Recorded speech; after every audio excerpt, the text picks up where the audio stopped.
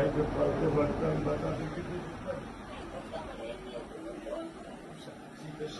Sir আপনি আজকে আমার কাছে আসছেন, আমি নিজে স্যার দিতে চেয়েছিলাম, কিন্তু আমার সৌভাগ্য আমার মেয়ে। আপনি স্যার বিশ্বাস করবেন না, আমার স্যার ৫৫ বছর বয়স। যাক, এতদিন পর মনে হয় বাংলাদেশের মানুষ একটা সুষ্ঠু বিচার পাইব। যেখানে আমাদের প্রধানমন্ত্রী তারেক রহমান গেছে, ওইখানে এই বিচারটা হইবই। আপনারা চিন্তা করেন না? অনেকেই আফসোস করতেছে। আসলে জিনিসটা আফসোসেরই, যে একটা কাজ করছে, এই কাজটা খুবই খারাপ কাজ করছে। তার মানে বিচার হওয়া দরকার, তবে জনগণের সামনে ফাঁসি দেওয়া উচিত ছিল।